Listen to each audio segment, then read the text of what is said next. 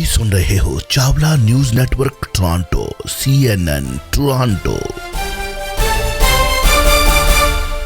Jaul sahib a very wonderful good morning ਜੀ। ਸਤਿ ਸ਼੍ਰੀ ਅਕਾਲ। ਸਤਿ ਸ਼੍ਰੀ ਅਕਾਲ ਜੀ, ਅਰਸ਼ ਮਿਹਰਬਾਨੀ। ਆਪਣੇ ਸਾਰੇ ਸਰੋਤਿਆਂ ਦਰਸ਼ਕਾਂ ਨੂੰ ਵੀ ਜੀ ਆਇਆਂ ਨੂੰ ਕਹਿੰਦੇ ਜੀ।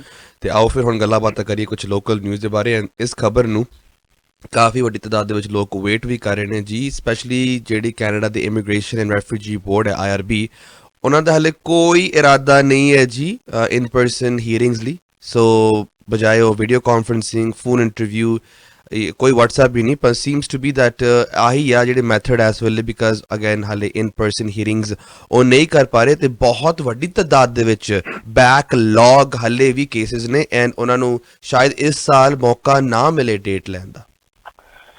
ਹਾਂ ਬਿਲਕੁਲ ਅਰਸ਼, ਦੇਖੋ ਵੀ ਇਹ ਕੋਵਿਡ ਕਰਕੇ ਜੋ ਸਿਚੁਏਸ਼ਨ ਬਣੀ ਉਸ ਤੋਂ ਬਾਅਦ ਇਹ ਟੈਕਨੋਲੋਜੀ ਤੇ ਜ਼ਿਆਦਾ ਡਿਪੈਂਡ ਹੋਇਆ ਗਿਆ। ਫਿਰ ਆਨਲਾਈਨ, ਇਨ ਪਰਸਨ, ਇਹ ਸਭ ਕੁਝ ਵੀ ਟਰਮਸ ਆ ਜਿਹੜੀਆਂ ਘੱਟ ਡਿਸਕਸ਼ਨ 'ਚ ਆਉਂਦੀਆਂ ਸੀਗੀਆਂ, ਆਮ ਚਰਚਾ 'ਚ ਆ ਗਈਆਂ।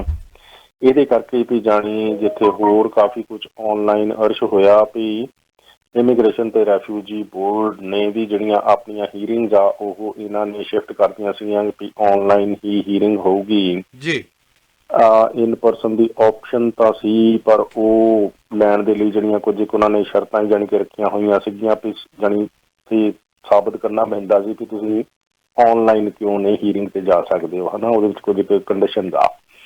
ਅੱਛਾ, ਪਰ ਹੁਣ ਇਨ ਪਰਸਨ ਹੀਅਰਿੰਗਸ ਦੀ ਕਹਿ ਲਓ ਵੀ ਰਿਕੁਐਸਟ ਉਹਨਾਂ ਕੋਲ ਆਉਂਦੀ ਰਹਿੰਦੀ ਆ, ਪਰ ਹਾਲ ਦੀ ਘੜੀ ਇੱਕ ਤਾਂ ਇਹ ਵੀ ਜਾਣੀ ਫੈਸਿਲਿਟੀ ਆ ਜਿਹੜੀ ਵੀ ਕਾਮਯਾਬ ਹੋਣ ਕਰਕੇ ਲੱਗ ਰਿਹਾ ਵੀ ਪੱਕਾ ਹੀ ਇੱਕ ਤੇ ਸਿਸਟਮ ਦਾ ਹਿੱਸਾ ਬਣਾਇਆ ਜਾ ਰਿਹਾ ਵੀ ਇਨ ਪਰਸਨ ਹੀਅਰਿੰਗ ਆਉਣ ਵਾਲੇ ਸਮੇਂ ਦੇ ਵਿੱਚ ਰਿਜ਼ਿਊਮ ਤਾਂ ਹੋ ਸਕਦੀਆਂ, ਪਰ ਇਹ ਨਹੀਂ ਹੋਊਗਾ ਵੀ ਜਾਣੀ ਇਹ ਵੀਡੀਓ ਕਾਨਫਰੰਸ ਜਾਂ ਫਿਰ ਫੋਨ ਇੰਟਰਵਿਊ ਜਿਹੜੀ ਇਹ ਰਹੇ ਨਾ। ਸੋ ਆਊਟ ਆਫ ਕੈਨੇਡਾ ਲੋਕਾਂ ਦੇ ਲਈ ਤੇ ਪਹਿਲਾਂ ਵੀ ਫੋਨ ਇੰਟਰਵਿਊ ਜਿਹੜੀਆਂ ਜੀ ਵੀ ਚੱਲਦੀਆਂ ਹੀ ਆ, ਪਰ ਇਨ ਕੈਨੇਡਾ ਲੋਕਾਂ ਵਾਸਤੇ ਆਮ ਜਾਣੀ ਕਿ ਜਿਹੜਾ ਇਹ ਵੀਡੀਓ ਕਾਨਫਰੰਸ ਹੈ ਇਹ ਹੋ ਸਕਦਾ ਵੀ ਜਿਹੜਾ ਵੀ ਸਿਸਟਮ ਦਾ ਹਿੱਸਾ ਰਹੇ।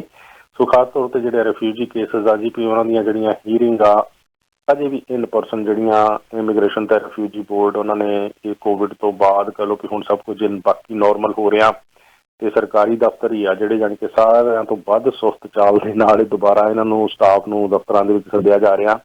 ਅਜੇ ਵੀ ਵੱਡੀ ਤਾਦਾਦ ਦੇ ਵਿੱਚ ਜਾਣੀ ਕਿ ਘਰਾਂ ਦੇ ਵਿੱਚ ਹੀ ਬੈਠ ਕੇ ਇਹ ਫਾਈਲਾਂ ਜਿਹੜੀਆਂ ਜੀ ਵੀ ਉਹ ਕੰਮ ਕੀਤਾ ਜਾ ਰਿਹਾ। ਸੋ ਕਹਿਣ ਦਾ ਮਤਲਬ ਹੈ ਕਿ ਲੋਕਾਂ ਦੇ ਲਈ ਭਾਵੇਂ ਸਾਰਾ ਕੁਝ ਖੋਲਿਆ ਗਿਆ, ਪਰ ਆਪ ਜਾਣੀ ਇਹਨਾਂ ਨੂੰ ਅਜੇ ਵੀ ਦਫ਼ਤਰਾਂ 'ਚ ਜਾਣੋਂ ਡਰ ਲੱਗਦਾ। ਜੀ। ਸੋ ਕੁੱਲ ਮਿਲਾ ਕੇ ਇਹ ਹੈ ਵੀ 50,000 ਦੇ ਕਰੀਬ ਜਿਹੜੀਆਂ ਐਪਲੀਕੇਸ਼ਨਸ ਆ ਇਹ ਰੈਫਿਊਜੀਆਂ ਦੀਆਂ ਹੀ ਜਿਹੜੀਆਂ ਵੀ ਬੈਕਲੌਗ ਦੇ ਵਿੱਚ ਪਈਆਂ ਤੇ ਇਹ ਇਹਨਾਂ ਦੀਆਂ ਜਿਹੜੀਆਂ ਵੀ ਅਪੀਲਸ ਆ ਜਾਂ ਕਹਿ ਵੀ ਖਾਸ ਤੌਰ 'ਤੇ ਜਿਹੜੀਆਂ ਇਹ ਹੀਅਰਿੰਗਸ ਆ ਇਹ ਸਕੈਜੂਅਲ ਹੋਣੀਆਂ ਵੀ ਇਹ ਸਾਰਾ ਸਾਲ ਅਗਲਾ ਸਾਰਾ ਸਾਲ ਵੀ ਜਾਣੀ ਲੱਗੇ ਰਹਿਣਗੇ ਤੇ ਇਹ ਜਿਹੜੇ ਕੇਸਿਸ ਆ ਉਹ ਮਸੀਂ ਉਹਨਾਂ ਦੀਆਂ ਹੀਅਰਿੰਗਸ ਜਿਹੜੀਆਂ ਉਹ ਸਕੈਜੂਅਲ ਹੋ ਸਕਦੀਆਂ। ਕੁੱਲ ਮਿਲਾ ਕੇ ਇਹ ਚਾਲ ਜਿਹੜੀ ਅੱਜ ਵੀ ਉਹ ਸੁਸਤ ਹੈ, ਪਰ ਇਹਦੇ ਵਿੱਚ ਅਪਰੂਵਲ ਰੇਟ ਆ ਪਹਿਲਾਂ ਦੇ ਮੁਕਾਬਲੇ ਥੋੜ੍ਹਾ ਜਿਹਾ ਵੀ ਹਾਇਰ ਗਿਆ ਹੋਇਆ। ਸੋ ਇਹ ਵੀ ਆ ਵੀ ਜਿਹੜੇ ਰੈਫਿਊਜੀਜ਼ ਖਾਸ ਤੌਰ 'ਤੇ ਵੀ ਇਹ ਅਫਗਾਨਿਸਤਾਨ ਤੋਂ ਜਾਂ ਫਿਰ ਇੱਧਰੋਂ ਯੂਕਰੇਨ ਤੋਂ, ਸੋ ਇਸ ਤਰ੍ਹਾਂ ਦੇ ਜੰਗ ਦੇ ਮਾਰੇ ਇਲਾਕਿਆਂ ਦੇ ਵਿੱਚੋਂ ਆਉਂਦੇ ਆ, ਉਹਨਾਂ ਨੂੰ ਜਿਹੜੀ ਅੱਜ ਵੀ ਪਹਿਲ ਦਿੱਤੀ ਜਾਂਦੀ ਆ। ਸੋ ਅਜੇ ਜਿਹੜੇ ਆਮ ਜਾਣੀ ਕਿ ਫਾਈਲਸ ਉਹਨਾਂ ਦੀਆਂ ਪ੍ਰੋਸੈਸ ਦੇ ਵਿੱਚ ਹੈਗੀਆਂ, ਉਹ ਲੰਬਾ ਸਮਾਂ ਜਿਹੜਾ ਵੀ ਉਹ ਉਡੀਕਣਾ ਪੈ ਸਕਦਾ ਹੀਅਰਿੰਗਸ ਵਾਸਤੇ। ਜੀ ਲੈਂਦੇ ਪਹਿਲੀ ਕਾਲ ਆਉਂਦੀ ਹੈ 9058131320। ਸਤਿ ਸ਼੍ਰੀ ਅਕਾਲ ਜੀ।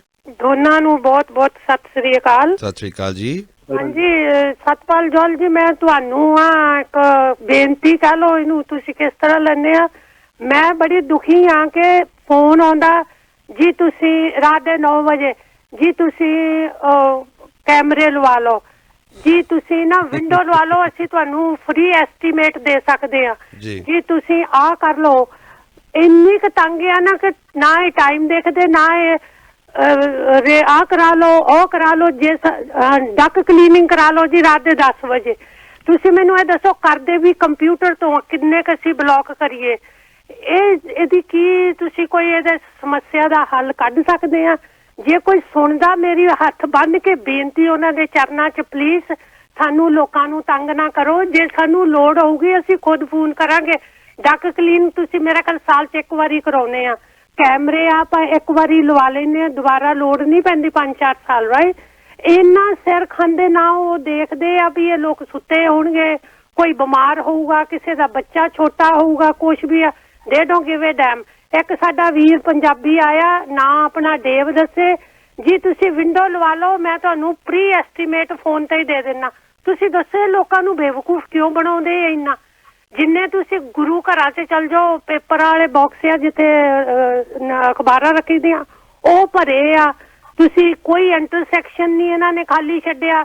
ਆ ਘਰ ਵੇਚਣ ਵਾਲੇ ਠੀਕ ਹੈ, ਕਿਰਤ ਕਰਨੀ ਚਾਹੀਦੀ, ਮੈਂ ਇਸ ਗੱਲ ਦੇ ਖਿਲਾਫ ਨਹੀਂ, ਲੇਕਿਨ ਇੰਟਰਸੈਕਸ਼ਨਾਂ ਤੇ ਲਿਖਿਆ ਆ ਤੁਸੀਂ ਜੀ ਘਰ ਵੇਚ ਲਓ। ਮੇਰੇ ਇੱਕ ਦੋ ਵਾਰੀ ਡੋਰ ਕੀਤੀ ਕਿਸੇ ਨੇ, ਇੱਕ ਸਰਦਾਰ ਜੀ ਸੀ, ਤੁਸੀਂ ਘਰ ਵੇਚਣਾ। ਪਲੀਜ਼ ਇਹਨਾਂ ਲੋਕਾਂ ਨੂੰ ਕੁਛ, ਤੁਸੀਂ 에ਅਰ ਤੇ ਆਉਨੇ ਆ ਕੁਛ, ਮੈਨੂੰ ਪਤਾ ਤੁਸੀਂ ਬਹੁਤ ਪ੍ਰੋਬਲਮ ਸਾਡੀਆਂ ਸੋਲਵ ਕਰ ਰਹੇ ਆ, ਸਾਡੀਆਂ ਪ੍ਰੋਬਲਮ ਸੁਣਦੇ ਵੀ ਆ। ਸਿਰਫ ਮੇਰੀ ਬੇਨਤੀ ਆ, ਮੈਂ ਬਹੁਤ ਤੰਗ ਆ, ਮੈਨੂੰ ਸਮਝ ਨਹੀਂ ਆਉਂਦੀ। ਜੇ ਪੁਲਿਸ ਕੋ ਜਾਓ ਤੇ ਉਹ ਪੁਲਿਸ ਵੀ ਕੀ ਕਰੇ, ਕੰਪਿਊਟਰ ਤੋਂ ਫੋਨ ਕਰਦੇ ਆ, ਹਰ ਟੂਰ ਉਹਨਾਂ ਕੋਲ ਹੋਰ ਬੜਾ ਕੁਛ ਆ। ਮੇਰਾ ਖਿਆਲ ਹੈ ਤੁਸੀਂ ਮੇਰੀ ਇਸ ਤਕਲੀਫ ਨੂੰ ਚੰਗੀ ਤਰ੍ਹਾਂ ਸਮਝ ਆਏ ਹੋਵੋਗੇ ਤੇ ਪਲੀਜ਼ ਕੋਈ ਇਹਦਾ ਸੋਲੂਸ਼ਨ ਦੱਸੋ।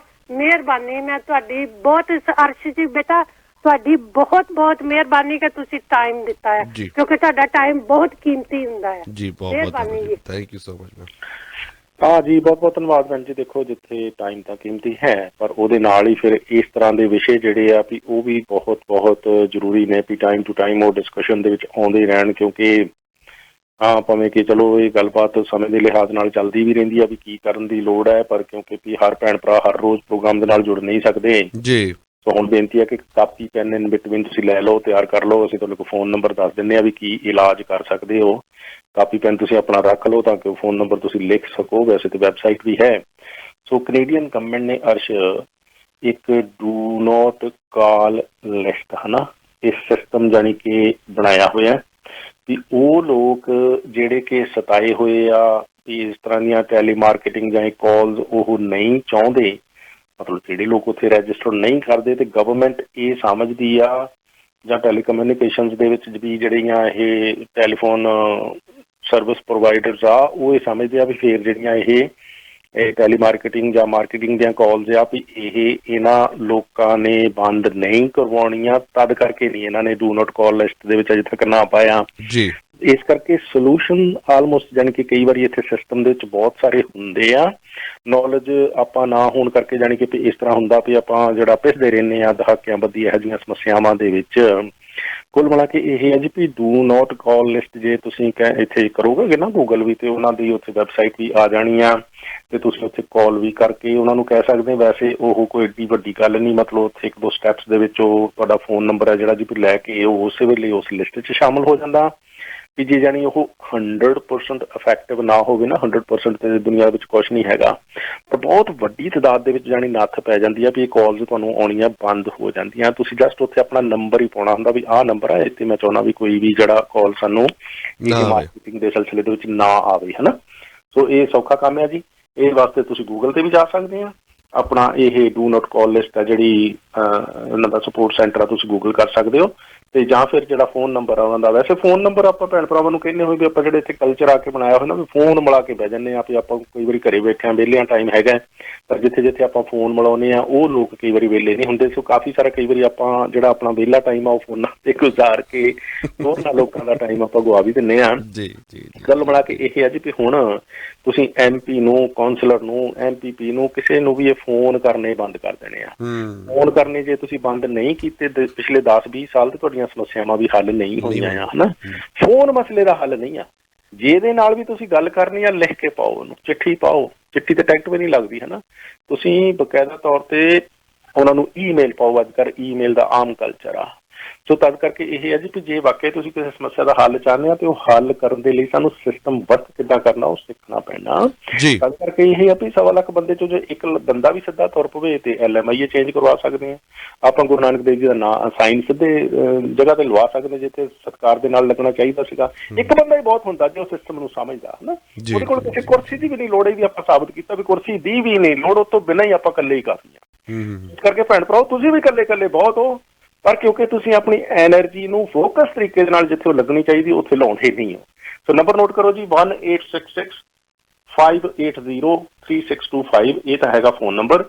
ਪਰ ਸਾਡੀ ਰਿਕੁਐਸਟ ਸਦਾ ਇਹ ਹੁੰਦੀ ਵੀ ਤੁਸੀਂ ਫੋਨ ਵਾਲੇ ਝੰਜਟ 'ਚ ਨਹੀਂ ਪੈਣਾ।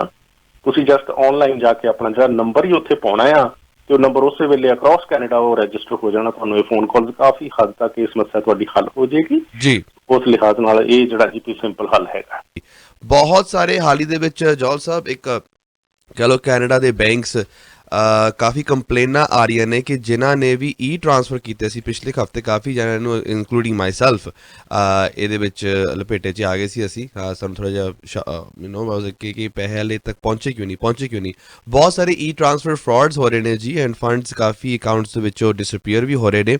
ਤੇ ਪਰੰਤੂ ਆਪਾਂ ਕੈਨੇਡਾ 'ਚ ਰਹਿੰਦੇ ਹਾਂ and the customer service is very very extremely helpful ਕਿ ਸਾਡੇ ਪੈਸਾ ਕਿਤੇ ਜਾਂਦਾ ਤਾਂ ਨਹੀਂ, ਪਰੰਤੂ ਇੱਕ ਵਾਰੀ ਝਟਕਾ ਤਾਂ ਜ਼ਰੂਰ ਲੱਗਦਾ। ਸੋ ਕਾਫੀ ਵੱਡੀ ਤਾਦਾਦ ਦੇ ਵਿੱਚ ਕੈਨੇਡਾ ਦੇ ਬੈਂਕਸ ਕੰਪਲੇਂਟਸ ਫੇਸ ਕਰ ਰਹੇ ਨੇ due to e transfer fraud. ਹਾਂ ਬਿਲਕੁਲ ਅਰਸ਼ਦ, ਦੇਖੋ ਵੀ ਵੱਡੀਆਂ ਬੈਂਕਾਂ ਦੇ ਬਾਰੇ ਇਹ ਕੰਪਲੇਂਟਸ ਆ ਰਹੀ ਆ। ਰਾਇਲ ਬੈਂਕ ਚਰਚਾ ਦੇ ਵਿੱਚ ਰਹੇ, ਜੀ ਬਿਲਕੁਲ, ਬੈਂਕ ਆਫ ਮੌਂਟਰੀਅਲ ਜੀ ਹੁਣ ਇਸੇ ਤਰੀਕੇ ਦੇ ਨਾਲ, ਤੇ ਇਹ ਕਿਸੇ ਕੋਈ ਮਤਲਬ ਸਿਕਿਉਰਿਟੀ ਮੇਜਰਸ ਆ ਜਿਹੜੇ ਉਹ ਮਹਿਸੂਸ ਕੀਤਾ ਜਾ ਰਿਹਾ, ਜਾਂ ਫਿਰ ਜਿਹੜਾ ਇਹ ਕੋਈ ਟੈਕਨੀਕਲ ਗਲਿਚ ਆ ਜਾਂਦੀ ਹੈ ਸਿਸਟਮ ਦੇ ਵਿੱਚ। ਅੱਜ ਕੱਲ੍ਹ ਕੰਪਿਊਟਰਾਂ 'ਤੇ ਚੱਲਦਾ ਸਭ ਕੁਝ, ਤੇ ਉਸ ਲਿਹਾਜ਼ ਨਾਲ ਜਿਸ ਤਰ੍ਹਾਂ ਤੁਸੀਂ ਕਿਹਾ ਵੀ ਚਲੋ ਪੈਸੇ ਕਿਤੇ ਜਾਂਦੀ ਤਾਂ ਨਹੀਂ, ਇਹ ਵੱਡੀਆਂ ਬੈਂਕਾਂ ਦੇ ਕੋਲੋਂ ਜਦੋਂ ਉਹਨਾਂ ਨੂੰ ਇਹ ਕਨਫਰਮ ਹੋ ਜਾਏ ਵੀ ਇਹਦੇ ਵਿੱਚ ਕਲਾਇੰਟ ਆ ਜਿਹੜਾ ਜੀ ਉਹਨੇ ਕੋਈ ਉਹਦੀ ਮੈਲਾਫਾਈਡ ਇੰਟੈਂਸ਼ਨ ਨਹੀਂ ਸੀਗੀ। ਪਰ ਦੂਸਰੇ ਪਾਸੇ ਇਹ ਹੈ ਜੀ ਵੀ ਕਾਫੀ ਸਾਰਾ ਟਾਈਮ ਜਿਹੜਾ ਕਲਾਇੰਟਸ ਦਾ, ਕਸਟਮਰ ਦਾ ਖਰਾਬ ਹੋਣ ਨੂੰ ਤਾਂ ਜਗ੍ਹਾ ਬਣ ਜਾਂਦੀ ਹੈ ਨਾ, ਵੀ ਤੁਸੀਂ ਉਹਨਾਂ ਨੂੰ ਲਿਖੋ, ਤੁਸੀਂ ਉਹਨਾਂ ਨੂੰ ਫੋਨ ਕਰੋ, ਤੁਸੀਂ ਕੰਪਲੇਂਟ ਪਾਓ, ਤੇ ਹੋਰ ਉਹ ਪ੍ਰੋਸੈਸ ਦੇ ਵਿੱਚ ਜਾਣੀ ਕਿ ਪੈਣਾ ਪੈਂਦਾ। ਪਰ ਇਹ ਅੱਜ ਵੀ ਦੇਖੋ ਇਹ ਰਾਇਲ ਬੈਂਕ ਦਾ ਪਿਛਲੇ ਵੀਕਐਂਡ ਤੇ ਇਹੀ ਪਤਾ ਲੱਗਾ ਸੀਗਾ ਵੀ ਕਾਫੀ ਚਰਚਾ ਦੇ ਵਿੱਚ ਆਇਆ ਵੀ ਜਿਹੜੇ ਲੋਕਾਂ ਦੇ ਅਕਾਊਂਟ ਦੇ ਵਿੱਚ ਬੈਲੈਂਸ ਪਿਆ ਸੀ। ਐਸੇ ਦੇਖੋ ਕਿੱਡਾ ਝਟਕਾ ਲੱਗਦਾ ਜੇ ਤੁਸੀਂ ਕਿਹਾ ਜਦੋਂ ਬੈਲੈਂਸ ਜ਼ੀਰੋ ਹੋ ਜਾਵੇ, ਹੈ ਨਾ। ਮੁੜ ਕੇ ਜਦੋਂ ਕਲਾਇੰਟਸ ਨੈਚੁਰਲੀ ਪੈਨਿਕ ਹੋਏ, ਬੈਂਕ ਨਾਲ ਕੰਟੈਕਟ ਕੀਤਾ, ਉਹ ਕਹਿੰਦੇ ਜੀ ਸਾਡੇ ਸਿਸਟਮ ਦੇ ਵਿੱਚ ਕੋਈ ਆ ਗਿਆ ਸੀਗਾ ਪ੍ਰੋਬਲਮ, ਤੇ ਉਹ ਅਸੀਂ ਫਿਕਸ ਜਿਹੜਾ ਫਿਰ ਉਹਨਾਂ ਨੂੰ 24 ਘੰਟੇ ਲੱਗ ਗਿਆ ਸੀ ਵੈਸੇ ਕਰਦੇ ਹਾਂ, ਤੇ ਜਿਹੜਾ ਬਾਕੀ ਉਹ ਬੈਲੈਂਸ ਜਿਹਨਾਂ ਲੋਕਾਂ ਦਾ ਉੜਿਆ ਸੀ, ਕਹਿ ਲਓ ਵੀ ਉਹ ਉੜਿਆ ਤਾਂ ਕੀ, ਕਈਆਂ ਦਾ ਤਾਂ ਨੈਗੇਟਿਵ ਕਰ ਦਿੱਤਾ ਸੀਗਾ। ਇਮੈਜਿਨ ਜਲਸਾ ਵੇਕਿੰਗ ਅਪ ਅਕਾਊਂਟ ਦੇ ਵਿੱਚ ਜ਼ੀਰੋ ਹੋਵੇ।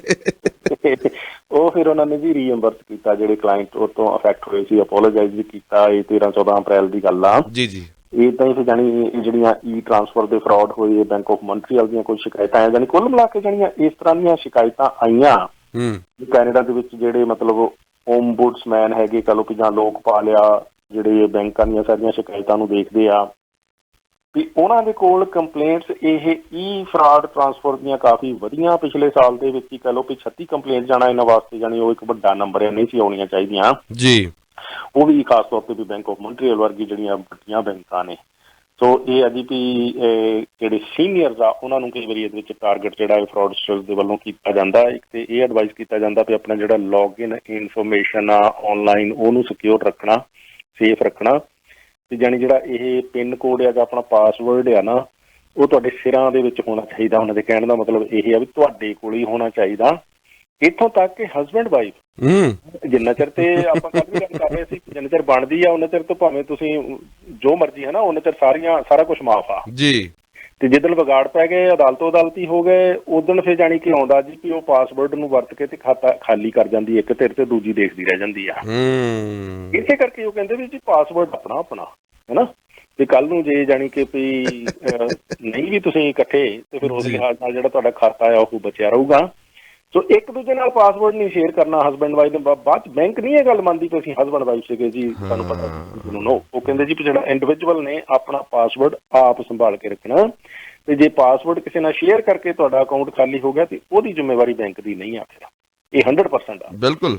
ਸੋ ਉਸ ਲਿਹਾਜ਼ ਨਾਲ ਇਹ ਆ ਜੀ ਵੀ, ਪਰ ਇਹ ਕੁਝ ਇੱਕ ਸੀਨੀਅਰ ਜਿਹੜੇ ਜਾਣੀ ਕਿ ਉਹਨਾਂ ਦੇ ਇਹ ਈ ਟ੍ਰਾਂਸਫਰ ਦੇ ਵਿੱਚ ਕੁਝ ਘਪਲੇਬਾਜ਼ੀਆਂ ਜਿਹੜੀਆਂ ਵੀ ਹੋਈਆਂ, ਮਿਸਟੀਰੀਅਸ ਜਿਹੜੀਆਂ ਟ੍ਰਾਂਜੈਕਸ਼ਨਸ ਆ ਵੀ ਉਹਨਾਂ ਦਾ ਜਿਹੜਾ ਬੈਲੈਂਸ ਆ ਉਹ ਕਿਸੇ ਨਾ ਕਿਸੇ ਤਰੀਕੇ ਦੇ ਨਾਲ ਇਹ ਉਹਨਾਂ ਦੇ ਅਕਾਊਂਟਸ ਦੇ ਵਿੱਚੋਂ ਜਿਹੜਾ ਜੀ ਪੀ ਅਬੋਲਿਸ਼ ਹੋ ਗਿਆ ਜਾਂ ਕਢਾ ਲਿਆ ਗਿਆ ਜੀ। ਇਸ ਤਰ੍ਹਾਂ ਦੇ ਜਿਹੜੇ ਕੇਸਿਸ ਆ ਜੀ ਪੀ ਉਹ ਬੈਂਕ ਫਿਰ ਇਨਵੈਸਟੀਗੇਟ ਕਰਦੇ ਨੇ। ਕਾਫੀ ਟਾਈਮ ਕਈ ਵਾਰੀ ਜਿਹੜਾ ਜੀ ਪੀ ਲੱਗ ਜਾਂਦਾ ਜੀ।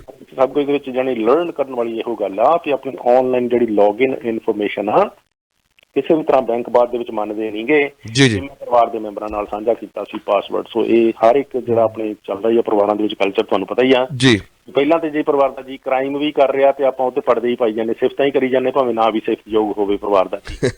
ਜਦੋਂ ਆਪਾਂ ਲੜ ਪੈਂਦੇ ਆ ਤੇ ਫਿਰ ਜਾਣੀ ਉਹ 20 ਸਾਲ ਪੁਰਾਣੇ ਵੀ ਉਹਦੇ ਨੁਕਸ ਕੱਢ ਕੇ ਲੈ ਆਉਂਦੇ, ਇਹ ਤਾਂ ਨਕਲੀ ਲਈ ਆਇਆ ਸੀ, ਇਹਨੇ ਤੇ ਮਤਲਬ ਝੂਠਾ ਵਿਆਹ ਕਰਾਇਆ ਸੀ, ਹਾਂ ਮਤਲਬ ਆਪ ਉਹਦੇ ਨਾਲ ਕਰਾਇਆ ਸੀ ਝੂਠਾ ਵਿਆਹ ਪਹਿਲਾਂ ਹੋਣ ਦੇ ਉਦੋਂ ਨਹੀਂ ਬੋਲਣਾ, ਉਦੋਂ ਨਹੀਂ ਦੱਸਣਾ, ਉਦੋਂ ਸਭ ਕੁਝ ਠੀਕ ਠਾਕ ਸੀ। ਉਦੋਂ ਮਾਫ ਹੈ ਜੀ। ਇਸ ਕਰਕੇ ਇਹ ਜਿਹੜੇ ਆਪਾਂ 40 ਸਾਲ ਪਹਿਲੇ ਵੀ ਨੁਕਸ ਕੱਢਦੇ ਆ, ਉਹ ਥੋੜਾ ਜਿਹਾ ਆਪਾਂ ਆਦਤ ਬਦਲੀਏ ਜੀ, ਪਹਿਲਾਂ ਹੀ ਥੋੜਾ ਜਿਹਾ ਆਪਣਾ ਉਸ ਤਰ੍ਹਾਂ ਦਾ ਕਿਰਦਾਰ ਮੇਨਟੇਨ ਕਰੀਏ, ਤਾਂ ਕਿ ਵੀ ਆ ਜਿਹੜੀਆਂ ਮੁਸ਼ਕਲਾਂ ਬਾਅਦ ਦੇ ਵਿੱਚ ਆਉਂਦੀਆਂ ਉਹਦਾ ਕਈ ਮੈਂ ਇਹੋ ਜਿਹੇ ਕੇਸ ਇੱਥੇ ਦੇਖਦੇ ਆ ਅਰਚ ਜੀ, ਤੇ ਉਦਾਂ ਹੀ ਲੋਕ ਲੜੀ ਜਾਂਦੇ ਅੜੀਆਂ ਚ ਜਿੱਦਾਂ ਚ, ਉਹ ਕਹਿੰਦੇ ਨੇ ਜਿੱਦਾਂ ਨਾਲ ਮਸਲੇ ਵਿਗੜ ਜਾਂਦੇ ਆ, ਜਿੱਦਾਂ ਨਾਲ ਹੀ ਜਾਣੀ 84 ਲੱਖ ਜੂਨਾਂ ਵਾਲਾ ਇਹ ਮਨੁੱਖਾ ਜੀਵਨ ਬਰਬਾਦ ਕੀਤਾ ਜਾ ਰਿਹਾ ਅਦਾਲਤੀ ਤਰੀਕਾਂ ਦੇ ਵਿੱਚ ਲੈ ਕੇ, ਜਿਹਦੇ ਵਿੱਚ ਕੋਈ ਵੰਡ ਵਡਾਈਏ ਦਾ ਕੋਈ ਏਡਾ ਰੌਲਾ ਨਹੀਂਗਾ। ਹਸਬੈਂਡ ਵਾਈਫ ਦਾ ਤਲਾਕ ਹੋਣਾ ਠੀਕ ਆ, ਪਰ ਉਦਾਂ ਹੀ 2-2 3-3 ਸਾਲ ਜਾਣੀ ਤਰੀਕਾਂ ਹੀ ਪਵਾਈ ਤੁਰੇ ਜਾ ਰਹੇ ਇੱਕ ਦੂਜੇ ਨੂੰ ਖਰਾਬ ਕਰਨ ਲਈ, ਆਪਾਂ ਜਾਣੀ ਦਿਮਾਗਾਂ ਦੇ ਵਿੱਚ ਜੋ ਉੱਥੋਂ ਅੜੀਆਂ ਲੈ ਕੇ ਆਏ ਆ, ਹਨਾ ਜੀ ਜੀ। ਇਸ ਕਰਕੇ ਇਹ ਆ ਵੀ ਆਪਾਂ ਆਪਣੀ ਚੁਆਇਸ ਆ ਲਾਈਫ ਦੇ ਵਿੱਚ, ਆਪਾਂ ਛੋਟੇ ਜਿਹੇ ਜੀਵਨ ਦੇ ਵਿੱਚ ਕੀ ਇਸ ਸੰਸਾਰ ਦੇ ਵਿੱਚ ਕਰਕੇ ਜਾਣਾ, ਬਰਬਾਦ ਕਰਨ ਲਈ ਤੇ ਇੱਕ ਪਲ ਵੀ ਨਹੀਂ ਹੁੰਦਾ ਆਪਣੇ ਕੋਲ, ਪਰ ਕਰਦੇ ਆ ਕਈ ਵਾਰੀ ਕਈ ਸਾਲ ਜੀ। ਜੀ ਕਾਲ ਫਲੈਸ਼ ਕਰ ਰਹੇ ਨੇ ਜੌਲ ਸਾਹਿਬ, ਅਸੀਂ ਦੋਨੋਂ ਕਾਲ ਲੈ ਲੈਣੇ ਆ ਤੇ ਕੋਆਪ ਆਟੋ ਬੋਡੀ ਸ਼ਾਪ ਵੱਲੋਂ ਇਸ ਚੀਜ਼ ਨੂੰ ਸਪਾਂਸਰ ਕੀਤਾ ਜਾ ਰਿਹਾ ਤੇ ਹੈਪੀ ਡੈਰੀ ਪਨੀਰ ਜੋ ਤੁਸੀਂ ਆਪਣੇ ਲਾਗਲੇ ਗਰੋਸਰੀ ਸਟੋਰਾਂ ਦੇ ਵਿੱਚੋਂ ਹੈਪੀ ਡੈਰੀ ਪਨੀਰ ਲੈ ਕੇ ਆਓ ਤੇ ਹੈਪੀ ਰਵੋ। ਤੇ ਲੈਂਦੇ ਨੈਕਸਟ ਕਾਲ ਆਨ ਦੀ 에ਅਰ। ਸਤਿ ਸ਼੍ਰੀ ਅਕਾਲ। ਸਤਿ ਸ਼੍ਰੀ ਅਕਾਲ ਅਰਸ਼ ਬੇਟਾ ਜੀ ਮਿਸਟਰ ਸਤਪਾਲ ਬੇਟਾ ਜੀ।